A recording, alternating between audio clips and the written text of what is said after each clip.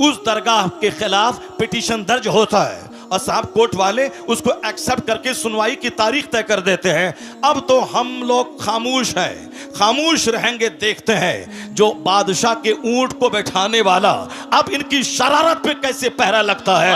मुझे यकीन हासिल है अब हिंदुस्तान का 40 करोड़ मुसलमान अब गरीब नवाज की करामत देखने के लिए मुंतजिर है कि हिंदुस्तान का राजा अपनी करामत दिखाएगा। अब मुझे लग रहा है इनकी शरारत जब बढ़ रही है, इनकी शरारत खूब आगे बढ़ रही है, तो अब जब बंदरों को गीदड़ों को मौत आती है तो शहर की तरफ रुख करता है। छोटी छोटी बातें तो बोलता था, हम नजरअंदाज करते थे, अब बड़े शहंशाह की बारगाह में पहुंच गया है, वहां छेड़खानी कर रहा है। अब बस करीब है वह वक्त जब गरीब नवाज का जलाल रंग लाएगा, और जब वो जलाल रंग लाएगा इनका सारा गुरूर चकनाचूर होगा और मुस्तफा के गुलामों को अल्लाह इज्जतों से मालामाल बनाएगा।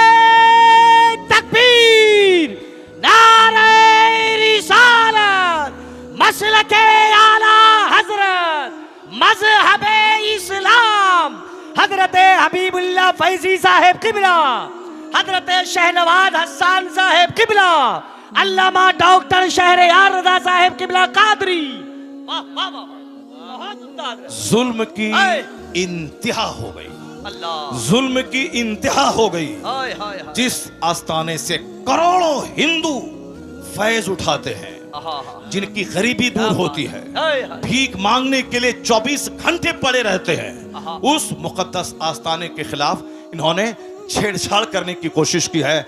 अभी भी वक्त है कि जाके बाबा की बारगाह में चले जाओ, अपना पिटीशन कोर्ट से वापस ले लो और बाबा की चौखट पे जाके बोलो, बाबा क्षमा कर दीजिए, हमसे गलती हो गई।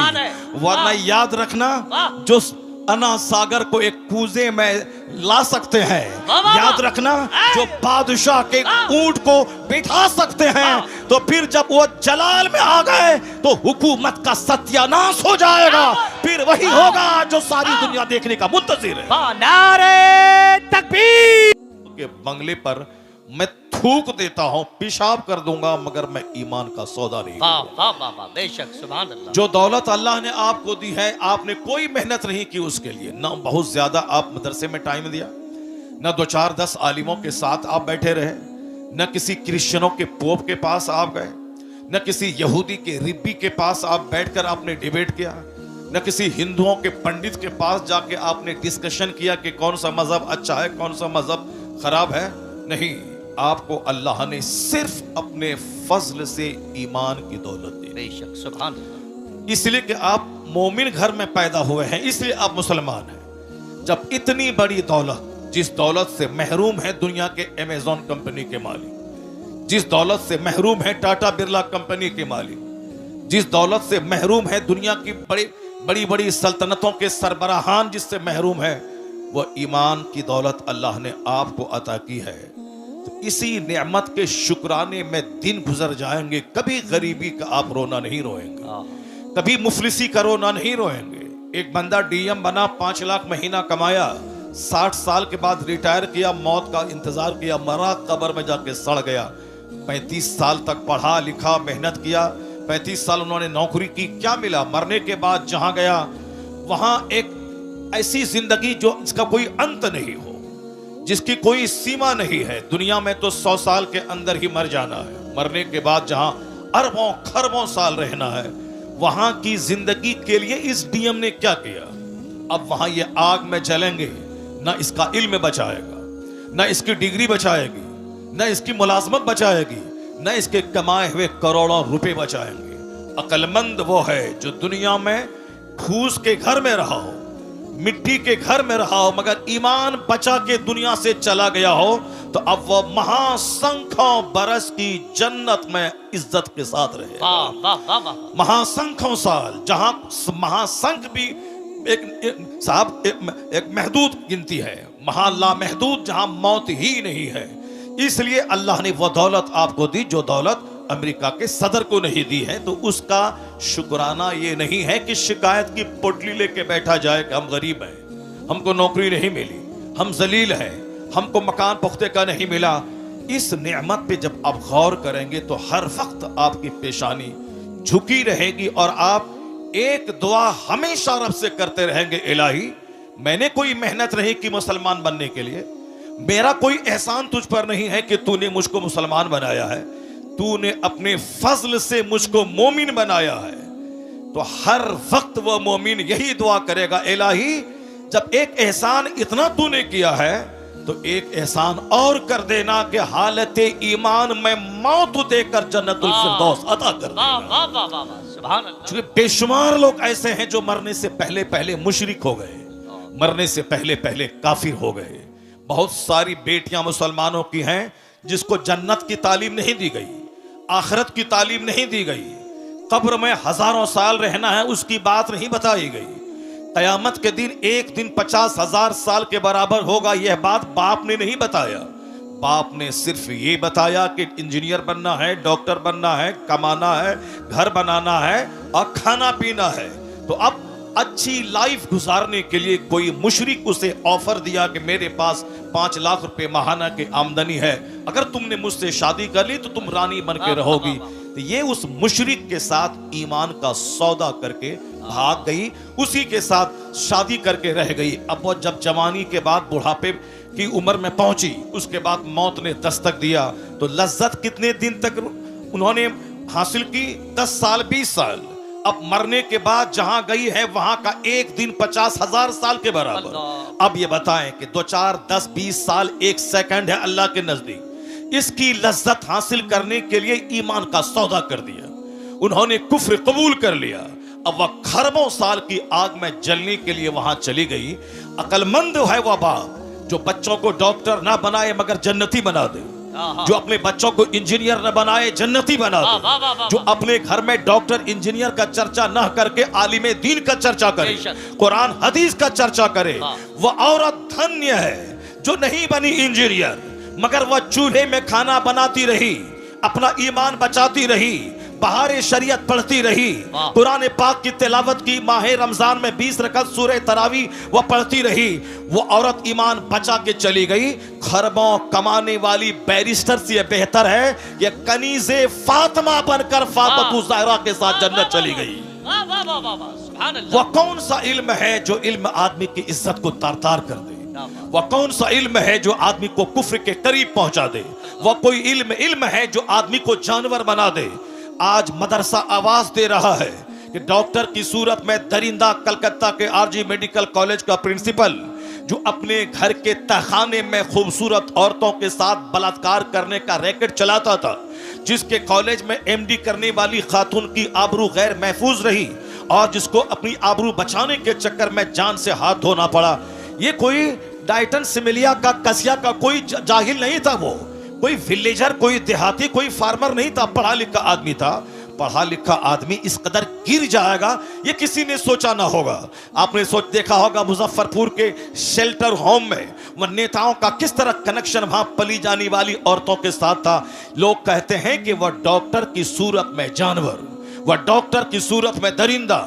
एक गांव का देहाती अपने चचेरे भाई के पास किशनगंज गया, डॉक्टर के पास, कहा आप मेरी बीवी का इलाज करें। डॉक्टर बोलता है कि तुम्हारी बीवी दर्द ज़ह में मुब्तला है, बच्चा भी मरेगा या नहीं जच्चा मर जाएगी, इसलिए तुम्हें 1 घंटे के अंतर सिजरिंग करना पड़ेगा। वो कहता है मैं बीमार हूं, मैं गरीब हूं, मैं मजदूर हूं, कहां से मैं 50,000 रुपए ला के दूं?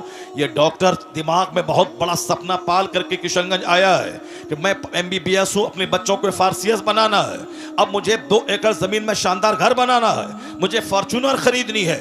अब इतना पैसा, ऐसा नहीं कि डॉक्टर बनने के बाद रुपया का एक पेड़ अपने क्लिनिक में कोई लगा दे और रोजाना जाए 2 घंटा बैठे और पैसा तोड़ के झोला भर के शाम में घर ले जाए। नहीं, उसे तो मरीजों को देखना होगा, मरीजों की फीस से ही कमाना होगा। तो इतनी कमाई कहां से आएगी कि फॉर्च्यूनर का की किस्त अदा करे, वह 2.5 एकड़ जमीन का की किस्त अदा करे? अब वह इंसानियत का लिबादा छोड़कर झूठ का लिबास पहनता है, हैवानियत का कपड़ा पहनकर झूठ बोलता है कि तेरी बीवी 1 घंटे के अंदर में मर जाएगी, इसको सिजरिंग करवाना पड़ेगा। अब वह बेचारा छोटा सा घर बेचकर डॉक्टर को 50,000 रुपए देता है और वह डॉक्टर एक गरीब औरत की सिजरिंग करके उसको कई सारी औलादों से महरूम कर देता है। लोग कहते हैं ये डॉक्टर है मगर इंसान नहीं है। इंसान वो है जो इंसानियत जिसके अंदर हो, वो दूसरों का दर्द महसूस करे, मतलब डॉक्टर है मगर इंसान नहीं है। मोरबी का इंजीनियर कई 100 आदमी की जान ले लिया, उन्होंने एनओसी दिया, नो ऑब्जेक्शन, ये ब्रिज को खोल दिया जाए आम पब्लिक के लिए। ब्रिज गिरा, कितने 100 पब्लिक की जान चली गई। लोग कहते हैं वो इंजीनियर नहीं, वो कसाई है जिसने इतने लोगों की जान ले लिया। चीफ मिनिस्टर झारखंड का जो गरीबों की प्रॉपर्टी कोयला है उसके घोटाले में पकड़ा गया, कई साल तक जेल रहा। लोग कहते हैं ये चीफ मिनिस्टर नहीं बल्कि गरीबों का हत्यारा है। मतलब इंजीनियर की सूरत में जानवर, डॉक्टर की सूरत में जानवर। लोग कहते हैं कि इंसान कहां है, इंसानियत कहां है। मैं कहता हूं आज भी इंसानियत की एक फैक्ट्री है, वह फैक्ट्री चले जाओ, उस फैक्ट्री में यह पढ़ाया जाता है झूठ बोलना हराम है, शराब पीना हराम है, ज़िना करना हराम है, माँ बाप को सताना हराम है, पड़ोसी से लड़ना झगड़ना हराम है, और खड़े होकर नहीं खाना है, बैठ के खाना है, बाथरूम ऐसे जाना है, बिस्तर पे ऐसे लेटना है, ऐसे घर से बाहर निकलना है। आदमियत का सलीका किस फैक्ट्री में सिखाया जाता है? कहां से इंसान पैदा होते हैं? इस रुए जमीन पर एक दरसगाह है जहां अव्वल दिन से लेके आखिरी दिन तक, यानी उर्दू की पहली किताब से लेके बुखारी शरीफ तक यही पढ़ाया जाता है। यह लीगल है या इल्लीगल है, यह राइट है ये रॉन्ग है, यह जायज है ये नाजायज है, यह सही है ये गलत है, यह हराम है ये हलाल है, यह करना है ये नहीं करना है, यह हार्मफुल है ये यूजफुल है, यह हानिकारक है ये लाभदायक है। यानी वो आदमियत की शिक्षा जिस दरसगाह में दी जाती है उसी का नाम है मदरसा।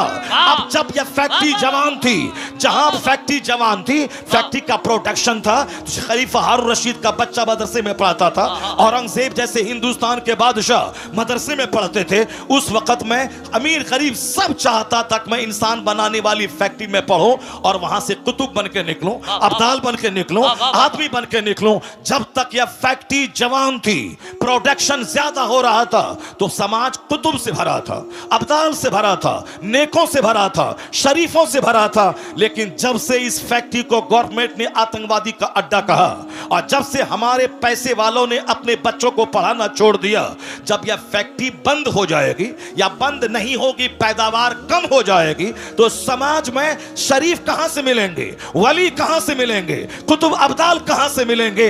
अब अगर लोग चाहते हैं कि समाज शरीफों से भरे, नमाजियों से भरे, जंटी लोगों से भरे, कुतुब अब्दाल से भरे, तो अब कंप्यूटर लेना होगा, फैसला बदलना होगा कि जिस तरह की फैक्ट्री जैसा प्रोडक्शन उसी तरह के लोग समाज में नजर आएंगे। इंजीनियरिंग कॉलेज में आदमी कम, वहां पैसा कमाने वाले जानवर ज्यादा पैदा किए जाते हैं। मेडिकल कॉलेज में आदमी कम, पैसा कमाने वाले जानवर ज्यादा पैदा किए जाते हैं। तो अब ये एक इंसानी बनाने वाली फैक्ट्री है मदरसा।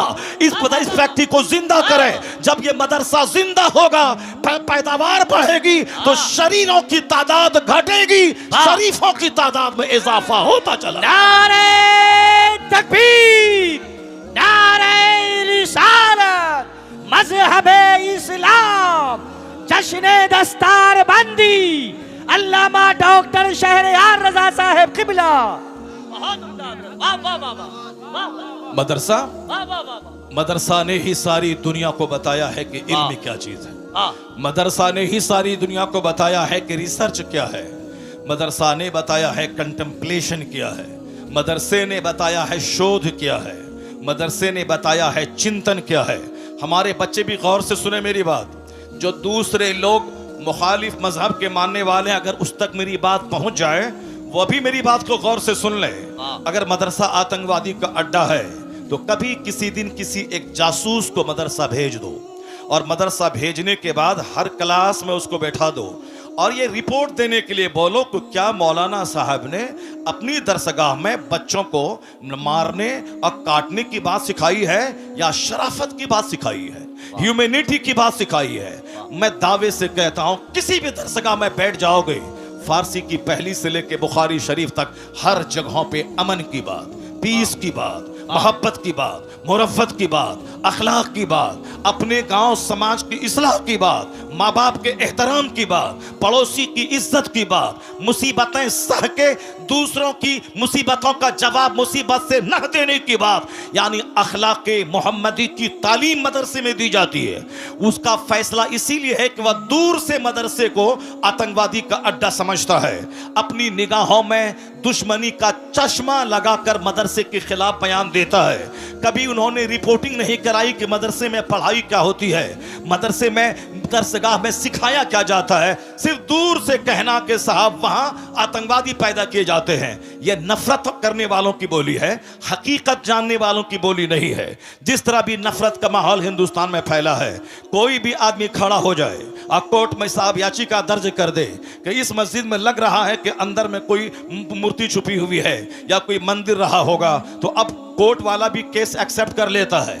और जहां 10-10 साल से साहब केस पड़े हुए हैं, उसकी कोई नोटिस नहीं ली जा रही है, और यहां 10 मिनट के अंदर में सुनवाई भी होती है, और फौरन साहब एक कमेटी का गठन भी होता है, और फौरन सर्वे करने वाला वहां पहुंच भी जाता है, और फिर उसकी रिपोर्ट भी दिया जाता है। किस कदर नियतों की खराबी है कि दूर से साहब वो एक खास मखसूस बिरादरी को टॉर्चर करने के लिए इस तरह के प्लान बना रहा है। हिम्मत इतनी बढ़ी कि अब हिंदुस्तान के राजा की बारगाह में पहुंच गया, हिंदुस्तान के शहंशाह की बारगाह में पहुंच गया। 800 बरस से जो पूरे हिंदुस्तान की रखवाली कर रहा हो, कब्र में रह के पूरे हिंदुस्तान की संप्रभुता को बचा रहा हो, हिंदुस्तान के मुसलमानों से ज्यादा हिंदुओं की अकीदत का मरकज बना हुआ हो। मुसलमान जाते हैं 60 लाख तो 40 लाख तो 60 लाख गैर मुस्लिम वहां जाते हैं। उनको वहां बेटा मिलता है, बेटी मिलते, न जाने क्या क्या मिलता है। हर जब भी जाए हर वक्त साहब सिखों, हिंदुओं और दूसरे तमाम मज़ाहिब के मानने वाले को दुनिया ढेर चाहिए, इसलिए वो वहां भीड़ लगाए रहते हैं। मुसलमानों को जन्नत चाहिए, इसीलिए मस्जिदों में भीड़ रहती है, और उनको सिर्फ दुनिया गाड़ी चाहिए, इसलिए दरगाहों पे वो भीड़ लगा के रहते हैं। 800 साल जो एक मुस्तनद ऑथेंटिक दरगाह है, उस दरगाह के खिलाफ पिटीशन दर्ज होता है, और साहब कोर्ट वाले उसको एक्सेप्ट करके सुनवाई की तारीख तय कर देते हैं। अब तो हम लोग खामोश हैं, खामोश रहेंगे, देखते हैं जो बादशाह के ऊंट को बैठाने वाला अब इनकी शरारत पे कैसे पहरा लगता है। मुझे यकीन हासिल है अब हिंदुस्तान का 40 करोड़ मुसलमान अब गरीब नवाज की करामत देखने के लिए मुंतजिर है कि हिंदुस्तान का राजा अपनी करामत दिखाएगा। अब मुझे लग रहा है इनकी शरारत जब बढ़ रही है, इनकी शरारत खूब आगे बढ़ रही है, तो अब जब बंदरों को, गीदड़ों को मौत आती है तो शहर की तरफ रुख करता है। छोटी छोटी बातें तो बोलता था, हम नजरअंदाज करते थे, अब बड़े शहंशाह की बारगाह में पहुंच गया है, वहां छेड़खानी कर रहा है। अब बस करीब है वह वक्त जब गरीब नवाज का जलाल रंग लाएगा, और जब वो जलाल रंग लाएगा इनका सारा गुरूर चकनाचूर होगा, और मुस्तफा के गुलामों को अल्लाह इज्जतों से मालामाल बनाएगा। तकबीर, नारे रिसालत, मसलके आला हजरत, मजहबे इस्लाम, हजरत हबीबुल्लाह फैजी साहेब किबला, हजरत शहनवाज हसन साहेब किबला, अल्लामा डॉक्टर शहरयार रजा साहेब किबला कादरी। वाह वाह वाह, जुल्म की इंतहा हो गई, अल्लाह, जुल्म की इंतहा हो गई। हाय हाय हाय, जिस आस्थाने से करोड़ों हिंदू फैज उठाते हैं, जिनकी गरीबी दूर होती है, भीख मांगने के लिए 24 घंटे पड़े रहते हैं, उस मुकद्दस आस्थाने के खिलाफ इन्होंने छेड़छाड़ करने की कोशिश की है। अभी भी वक्त है कि जाके बाबा की बारगाह में चले जाओ, अपना पिटीशन कोर्ट से वापस ले लो, और बाबा की चौखट पे जाके बोलो, बाबा क्षमा कर दीजिए, हमसे गलती हो गई। वरना याद रखना, जो अना सागर को एक कूजे में ला सकते हैं, याद रखना, जो बादशाह के ऊंट को बिठा सकते हैं, तो फिर जब वो जलाल में आ गए तो हुकूमत का सत्यानाश हो जाएगा। फिर वही होगा जो सारी दुनिया देखने का मुंतजिर है। नारे तकबीर, नारे रिसालत, ख्वाजा का हिंदुस्तान, फैजाने गरीब नवाज। एक कौम मुस्लिम, आपको कानून हाथ में नहीं लेना है, आपको सड़क पे आकर के बहुत बड़ा प्रोटेस्ट नहीं करना है। यह मामला शहनशाह हिंदुस्तान का मामला है, अब मामला उनकी कोर्ट में पहुंच चुका है। बस हम लोग वही करें जो सरकारे दो जहां के दादा अब्दुल मुत्तलिब जब अबरहा जो हाथियों का फौज लेके खाने काबा को ढाने आ रहा था, अब्दुल मुत्तलिब ने क्या कहा था कि हर शख्स अपने घर की हिफाजत करता है, ए अल्लाह ये तेरा घर है, तू अपने घर की हिफाजत कर। इतना कह के पहाड़ पर चले गए और फिर वो देखने लगे, देखें रब्बे करीम अपने घर की हिफाजत कैसे करता है। सारी दुनिया जान रही है कि अलम तरा कैफ फअल रब्बुका बिअसहाबिल फील, क्या उसके साथ सलूक हुआ। अबरहा जलील होके मरा, उसके सारे हाथी मरे, एक छोटा सा कंकड़ पत्थर उसके गुरूर को तोड़ के रख दिया, सारे धाराशायी हो गए। हम तो यही देखते हुए आ रहे हैं 1400 साल के अंदर। अल्लाह रब्बुल इज्जत बहुत बेनियाज है, अल्लाह रब्बुल इज्जत बेनियाज है, कोई भी जालिमों का जुल्म उसको थका नहीं सकता।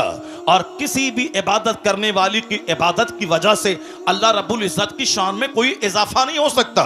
अल्लाह उस सिफात कमालिया का जामा है कि जिसके आगे किसी सिफत का कोई तसव्वुर ही नहीं है। अल्लाह रब्बुल इज्जत के पास सारी कुव्वतें, सारी ताकतें मौजूद है। हम इबादत करते हैं, हम उसका बेनिफिट मुझको मिलता है। अगर कोई कुफ्र करता है उसका नुकसान वो उठाता है। अल्लाह सिर्फ देखना चाहता है कि मेरा कौन बंदा है जो इस जमीन को अदल से भरता है और कौन है जो इस जमीन को जुल्म से भरता है। जो ईमान लाएगा, अच्छा काम करेगा, उसे यहां सेहत देंगे, इज्जत देंगे, हुकूमत देंगे, मरने के बाद जन्नत देंगे। जो कुफ्र करेगा, शरारत करेगा, जुल्म करेगा, अत्याचार करेगा, दूसरों को जीने नहीं देगा, सताएगा, समाज को पाप से भर देगा, उसके लिए आग तो वहां है, यहां उसका जीना तंग कर देंगे, यहां उसके घरों को कैद खाना बना देंगे, यहां उसको जलील और रुस्वा कर देंगे। नहीं देखा तुमने आज से 5 साल पहले चाइना के लोग कहते थे कौन सी नमाज है, कैसी नमाज है। जापान के लोग कहते थे कौन सी मस्जिद है, कैसा मदरसा है। हिंदुस्तान के भी चंद सर फिरे कहते थे यह कौन सी मस्जिद, कौन सा मदरसा, अजान बंद कर देंगे, मदरसा बंद कर देंगे। अमेरिका भी कहता था यह कौन सा इस्लाम है, हर तरफ इस्लाम का चर्चा हो रहा है, हर तरफ इस्लाम इस्लाम लोग कर रहे हैं, नहीं पढ़ने देंगे इसे। अब मुसलमान परेशान हाल थे, मुसलमान हाथ उठा के रब्बे करीम की बारगाह में दुआ कर रहे थे। तो हमारे जुलू, हमारा प्रोटेस्ट काम नहीं आया, मगर हमारी वो भीगी पलकों की दुआएं वो काम आई कि जो काम पूरी दुनिया को हिला के रख दिया। अल्लाह रब्बुल इज्जत ने दूसरी फौज को नहीं भेजा, एक छोटा सा कोरोना का कीड़ा भेज दिया। उस कीड़े ने चाइना को तबाह किया, अमेरिका के शहर को, उसको रौनक को मिटा दिया, सारे एयरपोर्ट्स में ताले लगवा दिए, दुनिया के अरबों इंसान को उनके घर को जेल उसके लिए बना दिया गया। यहां तक कि जो मिटाने की बात कर रहा था वह क्वारंटाइन की बात करने लगा, वह सोशल डिस्टेंसिंग की बात करने लगा, वह वैक्सीन की बात करने लगा। मिटाने का सपना देखने वाला उनका शहर उजड़ गया, उनकी फैक्ट्रीज उजड़ गई, करोड़ों लोग मौत के मुंह में चले गए। इसलिए एक कौम मुस्लिम, तेरा रब्बे कदीर बड़ा अजीज है, बड़ा गालिब है, वह कुव्वत का मालिक है, वह तमाम इख्तियारात उसके पास मौजूद है। तुमको सिर्फ करना है मस्जिदों को आबाद करना है, अपनी पेशानियों में सजदों का शौक बसाना है। तू मोमिन बन जा, तू मोहम्मदी बन जा, अल्लाह तुझे इस जमीन का हाकिम बनाएगा, यहां की सल्तनत तुझको देगा। और जो इस्लाम के खिलाफ बोलेगा उसको एक मामूली सा कीड़ा भेजकर उसका सारा गुरूर तोड़ देगा। जैसे अल्लाह ने तोड़ के बता दिया कि बंदे तुम्हारे चाहने से सब कुछ नहीं होता है, वही होता है जो मंजूरे खुदा होता है। अल्लाह ने दुनिया के सारे लोगों की औकात याद दिला दी, लोगों के होश ठिकाने लग गए। अल्लाह वही है जो नमरूद को सल्तनत देना जानता है, और जब सल्तनत का गलत इस्तेमाल करे तो अल्लाह मामूली मच्छर से हिलाक और तबाह बर्बाद करना भी जानता है। अल्लाह फिरौन जैसे जाबिर और जालिम को 400 साल की लंबी छूट देना भी जानता है, और जब वो 400 साल की लंबी छूट से आतंक को और बढ़ा दे तो अल्लाह ताला पानी में डुबा के उसे मार देता है। और जब खिगिया के कहता है कि अब मैं ईमान लाया तो अल्लाह कहता है अल आना वक़द असैत क़ब्लु व कुन्त मिनल मुफ़्सिदीन, अभी तू ईमान लाता है, इससे पहले तू फसादी और बागी था।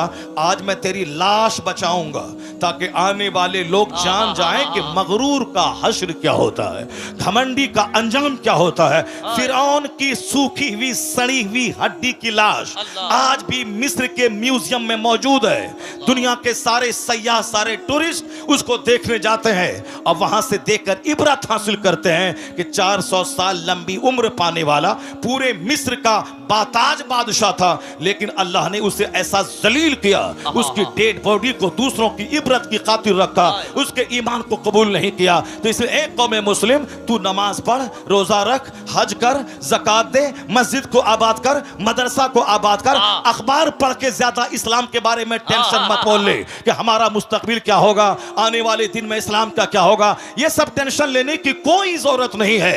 इतना यकीन कर ले, गिरह बांध के रख ले, जो अल्लाह कल के फिरौन को नहीं छोड़ा, पानी में डुबा के मार दिया है, वही अल्लाह आज के फिरौन को भी नहीं छोड़ेगा, आज के नमरूद को भी नहीं छोड़ेगा, आज के शद्दाद को भी नहीं छोड़ेगा। बस तुम्हें सिर्फ सब्र करना है, मस्जिदों को आबाद करना है। जो काम एटम बम से नहीं होता है वो काम तेरे सजदे से हो जाता है।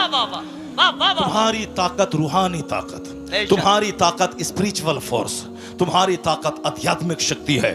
आज हम जलील इसीलिए हो गए, मेरी मस्जिदें वीरान हो गई, मेरा जलसा उजड़ गया, हमारी खानकाह सिर्फ तेल और पानी का मरकज बन के रह गई, हमारी मस्जिदों में दांत टूटे चंद बूढ़े रह गए, और हमारे जवान उनके कुफ्फार और मुशरिकीन के जवान की तरह हरकतें करने लगे। हमारे घर में क्रिकेटर का चर्चा, हमारे घर में साहब बैरिस्टर का चर्चा, हमारे घर में नेता का चर्चा, हमारे घर में बंबई जाकर के फैक्ट्री डाल के 2-4 मकान खरीदने वाले दुनियादार का चर्चा, हमारे घर में खूबसूरत खवातीन का चर्चा, हमारे घर में खूबसूरत नौकरी करने वाले लड़कों का चर्चा। अब जाहिर सी बात है, जब खूबसूरती का चर्चा होगा तो हमारा बेटा दिमाग में ही बात बिठाएगा, हमें खूबसूरत औरत चाहिए। अब चाहे वो अपना चेहरा आईना में नहीं देखेगा कि हमारी सूरत कैसी है, हमारी नाक टेढ़ी है, हमारा रंग काला है, मगर वो तमन्ना करता है क्या कि हमारी बीवी बिल्कुल करीना जैसी खूबसूरत मिल जाए। सबकी तमन्ना ये खूबसूरत मिल जाए, क्योंकि उनके घर में खूबसूरती का चर्चा होता है, उनके घर में मुलाजमत का चर्चा होता है, उनके घर में क्रिकेट का चर्चा होता है। अगर मेरी बेटी किसी खूबसूरत चेहरे वाले के साथ भागकर ईमान का सौदा कर ले, ये कसूर माँ बाप का है जो अपने घर में हुस्न का चर्चा करता है, दौलत का चर्चा करता है, सर्विस का चर्चा करता है, स्कूल कॉलेज का चर्चा करता है। ये बता दे कि जिसके घर में आलिम का आना जाना हो, जिसके घर में पीर का आना जाना हो, जिस घर के बाल बच्चे अपने आलिम की तहज्जुद की नमाज का मंजर देख रहे हो, वहां तलावत कुरान का मंजर देख रहे हो, मैं दावे से कहता हूं जहां कुफ्फार का आना जाना होगा, जहां डकैत का आना जाना होगा, जहां दुनियादार का आना जाना होगा, उसके बच्चों का दुनियादार बनना जब तय है, उसी तरह जहां नमाजी का आना जाना होगा, आलिम का आना जाना होगा, मशाइख का आना जाना होगा, उनके घर के बाल बच्चों का ईमान का बचना भी तय है, वहां नमाजी बनना भी तय है। इसलिए बुजुर्गों ने कहा अपने घर में चोरों को मत आने दे, अपना दस्तरखान नेकों के लिए बिछा, आलिमों का आना जाना होने दे, मशाइख का आना जाना होने दे। दिखने का असर होता है, जहां चोरी होगी वहां के बच्चे चोर पैदा होंगे, जहां तिलावत कुरान होगी वहां के बच्चे गुलाम हुसैन पैदा होंगे। कोई तहरीक हमारे बच्चों को काफिर होने से बचा नहीं पाएगी, कोई तहरीक हमारी मुर्तद होने वाली बेटियों को बचा नहीं पाएगी। उसके लिए हर माँ बाप को आगे आना होगा, अपने घर में इस्लामी कल्चर बनाना होगा, अपने बाल बच्चों के दिल दिमाग में इस्लाम की अजमत बैठानी होगी, अपने बाल बच्चों के सामने हुजूर की हयात तैयबा को बयान करना होगा, औलिया और सालिहीन की जिंदगी का मुताला करना, औलिया और सालिहीन की जिंदगी बताना होगा। अब जरा गौर से देखिए कैसे हालात थे, कैसे लोग थे, किस तरह से जीते थे। अमीर उस दौर के कैसे थे, गरीब उस अहद के कैसे थे, औरतें उस अहद की कैसी थी, मालदार उस अहद के कैसे थे। इस्लामिक हिस्ट्री का एक चैप्टर मैं खोलता हूं, जरा गौर से उसको सुनिए, उसके बाद फिर मैं आगे आपको बताऊंगा कि नेता हमारा कितना झूठ बोलता है। नेता हमें डरा करके हमसे वोट लेता है। वो क्या बोलता है कि अगर तुम हमको वोट नहीं दोगे तो तुम्हारी जिंदगी खतरे में पड़ जाएगी, तुम्हारा मुस्तकबिल खतरे में पड़ जाएगा, इस्लाम खतरे में है। हम आज 50 साल से सुनते हुए आ रहे हैं, इस्लाम इज इन डेंजर, इस्लाम खतरे में है, इस्लाम खतरे में है, इस्लाम खतरे में है। जो मौलाना बोलता है इस्लाम खतरे में है, यकीन जाने कि वो मौलाना सच नहीं, वह झूठ बोल रहा है। जो नेता बोलता है इस्लाम खतरे में है, वह नेता झूठ बोलता है। ये क्यों नहीं बोलता नेता कि हमारी नेतागिरी खतरे में है, हमारी पॉलिटिक्स खतरे में है, हमारा एमपी का पोस्ट खतरे में है, हमारी पार्टी खतरे में है, या बोल मेरी पार्टी खतरे में है। है। हम जिस तरह से वो अपने लोगों को डराता है हमसे और हमारे खिलाफ नफरतों की आग लगाकर वो अपना वोट लेता है, उसी तरह हमारे भी कुछ लोग हैं जो शराब में डूबा हो, एक वक्त की नमाज ना पढ़ता हो, जो दिल्ली में जीतने के बाद 5 स्टार होटल में रंगरलियां मनाता हो, ये हमें आके मजहब के नाम पे हमसे वोट लेता है कि हम मुसलमान हैं, तुम हमको वोट दो। मुसलमान के नाम पे उसको वोट दिया जाएगा जो मुसलमान होगा, कंप्लीट मुसलमान होगा, जो मुस्तफा का होगा, जो कुरान हदीस का होगा, जिसको देखने के बाद लगेगा ये मुसलमान है। सिर्फ एक बिन लेबी लग गया मुसलमान है, बाकी सारा काम मुशरिकीन जैसा है, उसको वोट दिया जाएगा। वोट नहीं दोगे तो बोलेगा तुम्हें काट दिया जाएगा, तुम्हें मार दिया जाएगा, इस्लाम खतरे में है, मुसलमान खतरे में है। मैं बताऊंगा कुरान करीम क्या कहता है, मुस्तफा की हदीस क्या कहती है, और ये नेता क्या बोलता है। और झूठ बोलवी अगर बोलता है कि इस्लाम खतरे में है, वह झूठ बोलता है। कुरान करीम साफ लफ्जों में कह दिया है, युरीदून लियुत्फिउ नूरल्लाहि बिअफ़वाहिहिम वल्लाहु मुतिम्मु नूरी। अल्लाह कहता है ये मुशरिकीन, ये कुफ्फार अपने मुंह से इस्लाम का चिराग बुझाना चाहते हैं, अल्लाह उस नूर को पूरा करना चाहता है। जो अल्लाह उसे पूरा करना चाहता है और ये उस नूर को बुझाना चाहते हैं। बंदों का चाहा हुआ होगा या अल्लाह का चाहा हुआ होगा, ये बंदा कमजोरी का पुतला है, बंदे की हिस्ट्री कमजोर है, इंसान की तारीख की कमजोर है। इंसान पैदा हुआ कैसे है? इंसान पैदा हुआ एक नापाक कतरे से, जिसकी इब्तदा इतनी कमजोर हो कि नापाक कतरे से पैदा हुए हों, जिसकी इब्तदा इतनी कमजोर है या बचती हुई मिट्टी से पैदा हुआ है, जिसकी बुनियाद इतनी कमजोर है कि कई बार शर्मगाहों से इसका गुजर हुआ है। बाप की रीढ़ की हड्डी और माँ के सीने की हड्डी से जो कतरा निकलता है, उससे यह इंसान पैदा हुआ। यह मैं नहीं कहता, पैदा करने वाला मेरा खालिक कहता है। फलयंजुरिल इंसानु मिम्मा खुलिक़ मिम्मा इन दाफ़िक़ यख़रुजु मिन बैनि सुल्बि व तराइब इन्नहु अला रजइही लक़ादिर। अल्लाह कहता है a man should consider in his creation. आदमी को अपनी पैदाइश पे गौर करना चाहिए कि वह पैदा हुआ कैसे है। अल्लाह कहता है वह पानी का कूदता हुआ कतरा मनी का, जो बाप की रीढ़ की हड्डी से निकलता है, माँ के सीने की हड्डी से निकलता है, और वह बच्चादानी में पहुंचता है और 4 महीने तक वह नुत्फा अपनी असल हालत पे रहता है। अगले 40 दिन तक, अगले 40 दिन में वह लोथड़ा बनता है, अगले 40 दिन में ढांचा तैयार होता है, अगले 40 दिन के बाद उसमें जान डाली जाती, 120 दिन के बाद उसमें जान डाली जाती है। अब 40 दिन का एक पीरियड गुजरता है, पहले लोथड़ा, उसके बाद ढांचा, फिर उसके बाद उसमें जान डाली जाती है। जान डाले जाने से पहले अगर ईमानदार, नेक, परहेजगार